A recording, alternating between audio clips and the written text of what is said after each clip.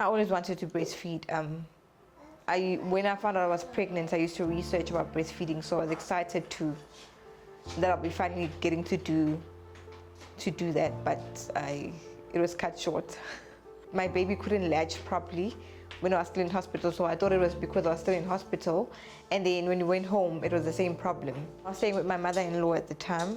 She was looking after me, and she told me that I don't have enough milk because the baby used to cry hysterically, so it meant that she wasn't getting full. I even tried pumping, but I figured out I didn't have enough milk. There is definitely a few medical conditions that can interfere with a woman's ability to produce milk. So just to highlight a few of the common ones is your polycystic ovarian syndrome, or very often women with underactive thyroids have a problem of producing sufficient amounts of milk. Often as well, iron deficiency can also create a little bit of insufficient milk production. But we are so focused on the mother that we very often forget to take the baby into consideration, because breast milk production is very much dependable on the effectivity of the baby on the breast as well. So there may be a perfectly healthy woman without any underlying medical history, but the baby is having some sort of underlying condition or something that interferes with the baby's ability to remove the milk from the breast effectively. So anything that interferes with that effective drainage of the breast can eventually create or cause that mom to have an insufficient milk supply. At the end of the day, a baby needs food. I mean, you can't sustain life without food.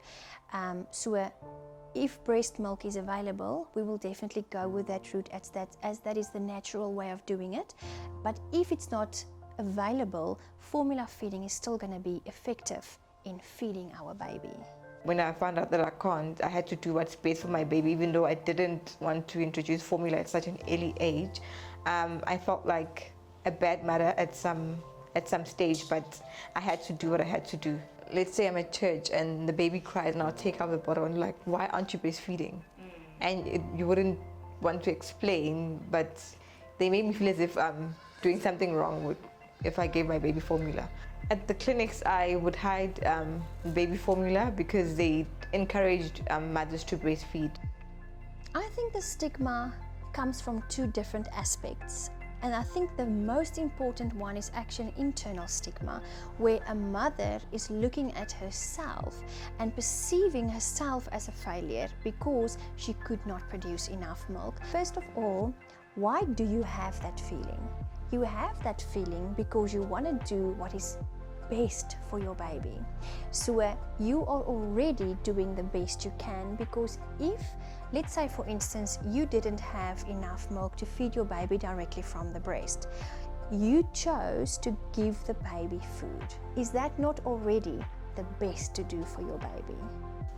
I wish that people understood that mothers want the best for their children. They wouldn't want to do something they're not comfortable with. So it's all about a person's choices, so you should respect what a person decides and not be quick to pass judgment.